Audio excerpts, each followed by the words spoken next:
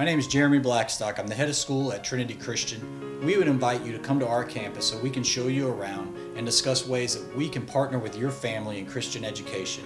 Our goal here is to teach the truth and to have students leave here prepared to serve others and serve God in their communities.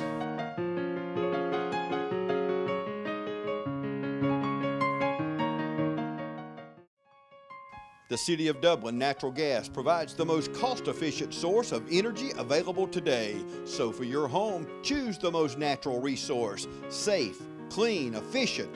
All new subdivisions around the Dublin area have natural gas available. Start reducing your energy bills today with Dublin City Natural Gas Department. Natural gas, the smart choice. Call 277-5048 today and let us help you start saving today.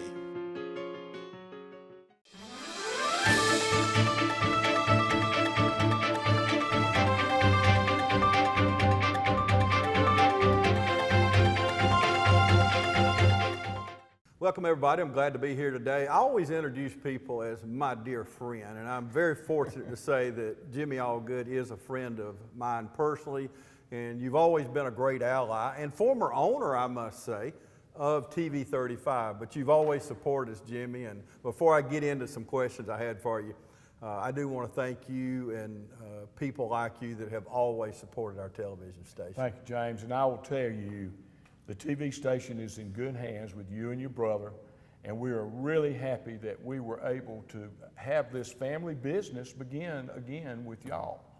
You have always served our community in so many ways, started your business in 1974.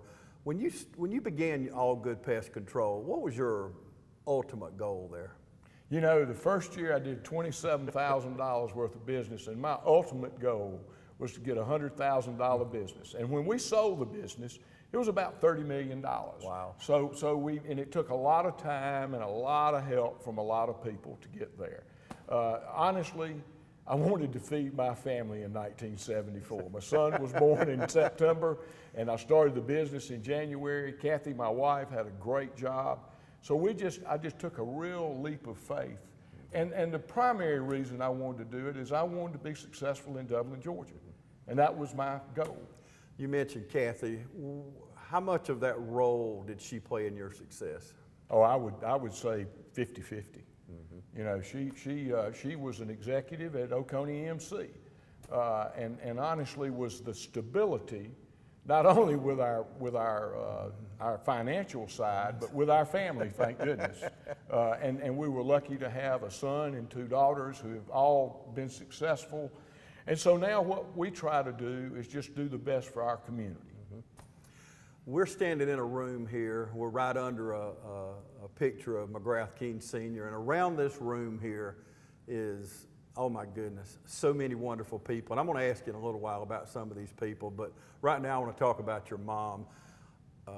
If y'all have ever been in the McGrath King Senior Conference Center, there's a lot of pictures and there's stories about each one. Well, one thing about your mom that's always, and I've read these stories so many times in here, and I keep saying I'm going to do a story about what Frenessy did in here, and what a wonderful talent she has been and what she did in here. But on your mom's writing next to her picture, it says, one part of it says, most people walk through life, but she skipped. Tell me about that. She did. My mother was well, first of all, she was a single parent of me. I was an only child. Ooh, that was hard. And that was hard enough on her, I guarantee you that.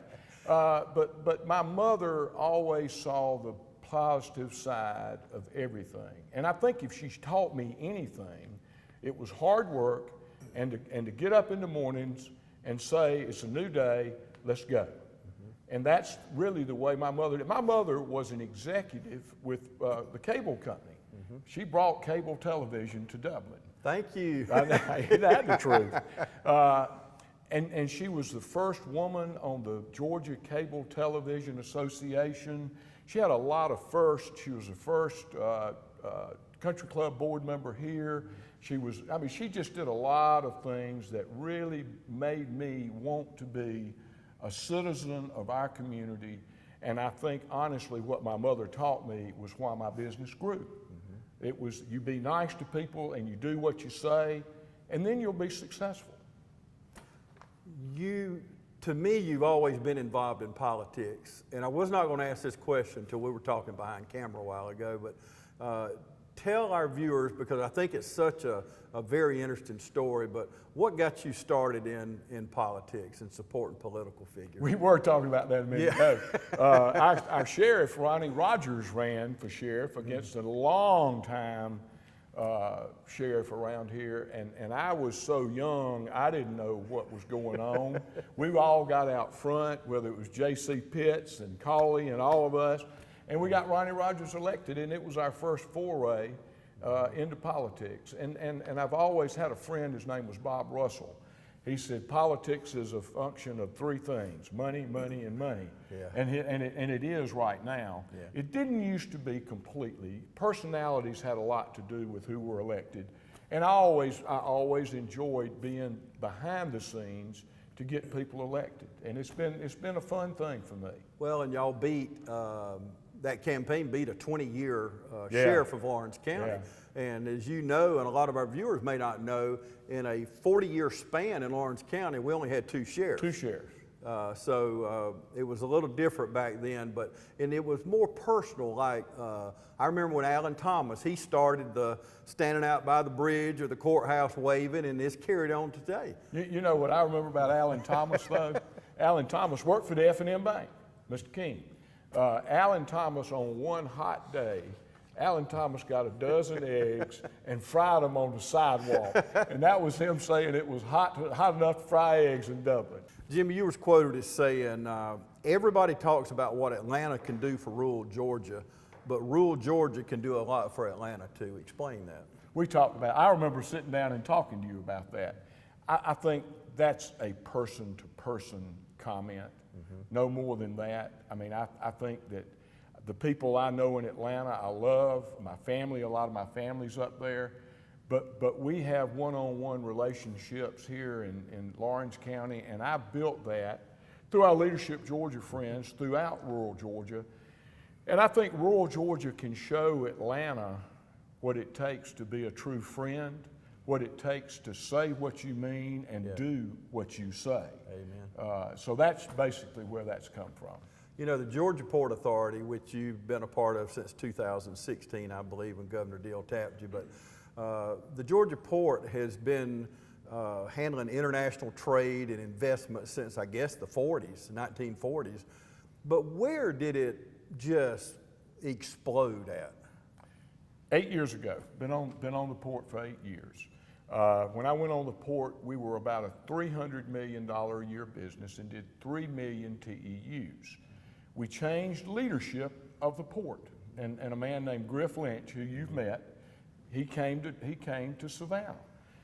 Last year, we were a $600 million a year business and did 5.5 million TEUs.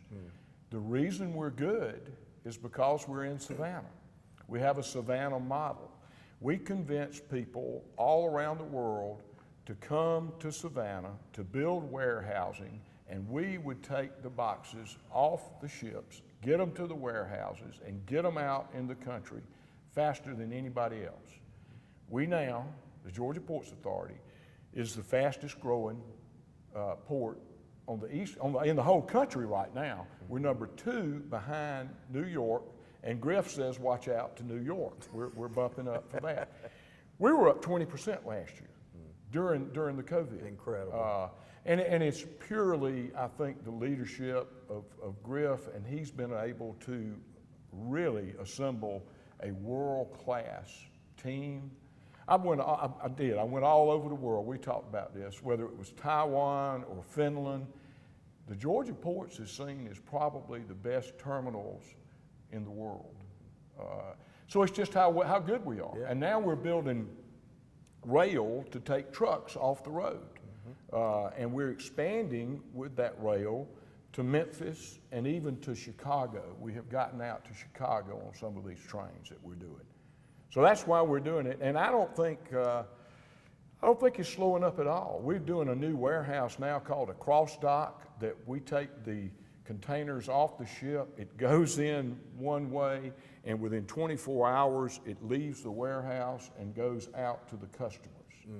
And you don't hear that. That's Lowe's, Walmart, Home Depot, Target. All of those people are using the Georgia ports. Well, anybody that travels I-16, we see container after container running up and down the interstate. But another thing we're big at is automobiles. You see a lot of automobiles, not just Mercedes, but not only import, but export, don't we? We down at Colonel's Island in Brunswick is our international auto products. We brought in 650,000 vehicles last year.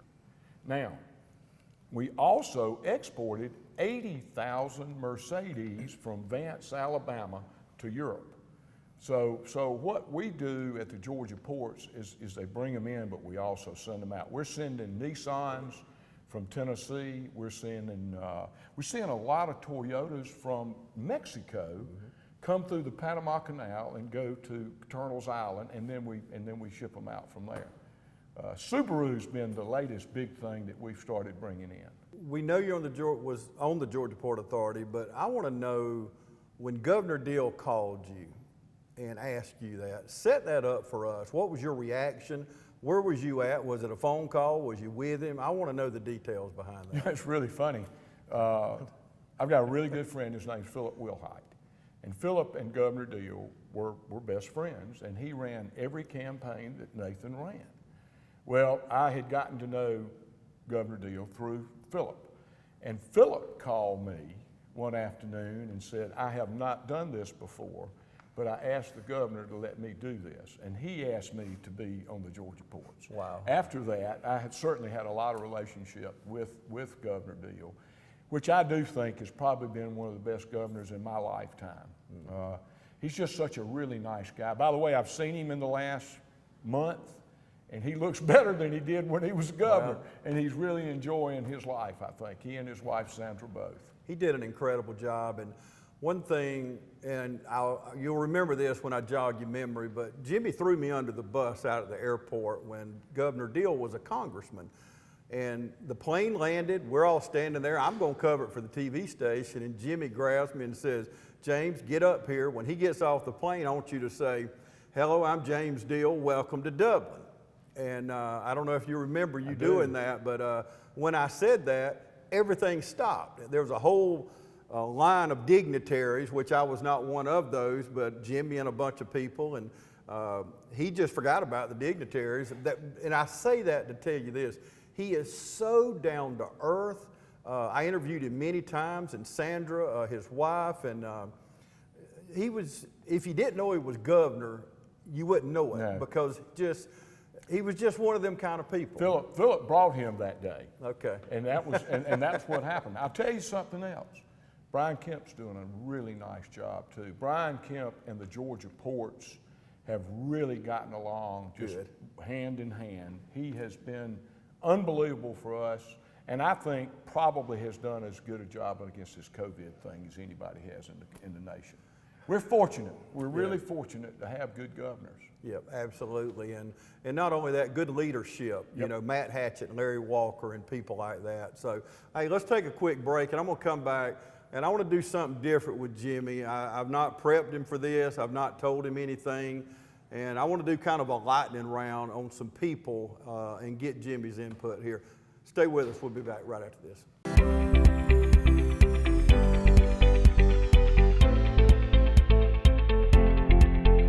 When your ability to get up out of a chair, stand, walk, and do routine activities without hurting every day, having to take Tylenol, Motrin, or leave to get through the day, then it's time to come see us. Again, if you're avoiding activities, you're not going to do things with your friends or your family or your children, then you should not let it impact your life like that. We have things from medications to injections to surgery. A lot of people, I think, are scared to come see us initially because they're not ready for surgery. 85% of the people that I see in my office, I'm treating with something other than surgery. It's that small group of people at the end of their disease that are getting knee and hip replacements. So don't be afraid at least to come and let us check it for you. They work all week for Friday night. Go, let's go! Go Crusaders! And when you call, click, or visit Dublin Chevy Nissan, you'll see our teamwork in action. Let me put your dream in your driveway. Let's take a test drive. The right vehicle, the right experience, the right dealer. Good job, here we And remember, Don sells cars well, only at Dublin Chevy Nissan. You'll score a winning deal every time at Dublin Chevy Nissan. Welcome back, everybody. Want to do a kind of a lightning round. I don't know if that's going to work. It's kind of like doing a lightning round with Mike Kirby. It's just not going to happen. But I want to throw some names at you, and I want your input here. And like I said, I've not prepped him for this. But first name, Chris Carr. Phenomenal Attorney General. Knew him when he worked for Johnny Isaacson. Probably one of the brightest stars in that party coming along. Love him. And his wife, Joan, is just as good. We talked about Governor Deal, but Governor Deal is one of those names. Governor Deal probably has meant more to me than anybody else in politics as long as I've been doing politics, because of his integrity and his honesty, and he always had time for anybody. Phenomenal man. Louis Livingston. I'm sitting here looking at him right now. I can remember before Louis passed away, he called me and he said, "Will you come over to my house?" So I did, and we sat on that back porch, and he said, "You're going to be on the Development Authority." I said, "Yeah, I've just started, Louis." And he started, "Jimmy, you've got to always be good to these existing industries. You've got to see where it's going."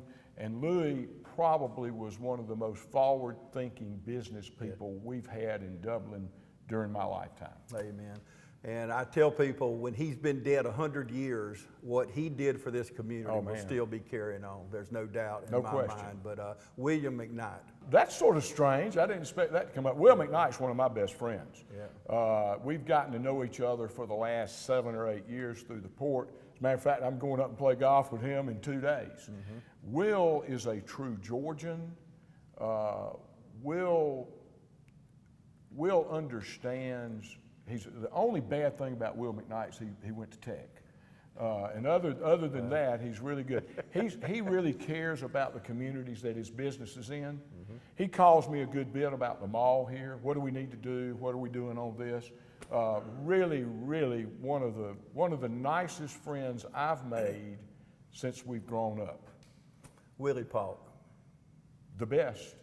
I was on the committee, me and Jiva Alexander and Reggie Hedrick, and I don't know that anybody will remember those names. Well, this committee to hire a new chamber director, and Willie came up, and Willie, the rest is history. Probably the most efficient and the best chamber director we've had around here. Ben Hall. Same way. Ben Hall's one of my best friends. Been on the Ports Authority with him, the Development Authority. We share, our sons are similar age. We share businesses. Ben Hall was the only guy I could call at 5:15 in the mornings when we went to work, and he answered the phone. Nobody else went to work that early. Great man. Matt Hatchett. Matt, I've known since he started here. His dad and I were best friends. Used to go out to his farm, and Matt and Tommy, his brother, were the only 2 people that Tom could get to work for him, because he gave him too much hard times. But Matt always worked very hard. Matt understands politics, and Matt is a great representative for our community. Claude Graham. Same. The one thing about Claude Graham people don't know, Claude Graham could get on a piece of equipment and do anything with it. He and Howard Cordell built the second 9 of the Dublin Country Club golf course single-handedly. Yeah. Claude Graham could do anything and built an unbelievable business. Yeah, not only a great mind, but we used to cut up about him that you could bury a quarter 20 feet deep and he'd scrape the dirt off the top and of it. And never touch it. Never That's touch right. the quarter, Yeah. there's no doubt. Larry Walker. Larry Walker, Larry Walker was a phenomenal. Are you talking about the daddy or the son? Well, I was talking about the son, but Larry, his dad was just an amazing politician, yes, who until just recently was a really good member of the Board of Regents. Mm-hmm. Go back now to Larry Jr. Mm-hmm. Larry, I knew Larry when he lived in Dublin. He went to our church, he and his wife. And then they left, went back to Perry. He's got his hands full with a growth area in Houston County and is doing an amazing job. Yet he does understand what's going on in our community and helps us with anything we need. McGrath Keene Sr. Just a pillar of our community that you probably could build the foundation of our community on, Mr. King. And this is not a person, but the banks in Dublin and Lawrence County. You know, it's funny, what we've got 5 or 6 local banks. You can't go anywhere in Georgia and find that there's not the big banks that run the communities. Our communities are run with small independent banks, which I think makes our community a better community to live in. And the last one, if you're under 35 watching us, you'll probably not know who I'm talking about here, but to me was a true hero that lived here in Lawrence County and worked for you, but Ed Ganaway. Really funny that you're saying this. A guy named Buck Swindle called me this morning, played football with Ronnie Rogers, lived in Carrollton. And we had the conversation about Ed Ganaway. I don't know that people would know who Ed Ganaway is. Ed Ganaway worked for us for 10 years, then decided he wanted to be a pilot. Well, he still worked for me, and he worked as hard as anybody's ever worked. Sat in my office one day and said, I'm going to be an airline pilot, but until I get that job, I'll work for you as hard as I ever have. And he did. He was the pilot. Gosh, I can't think of the name of the airline. Air South. Okay. Ed was a pilot. He left Atlanta.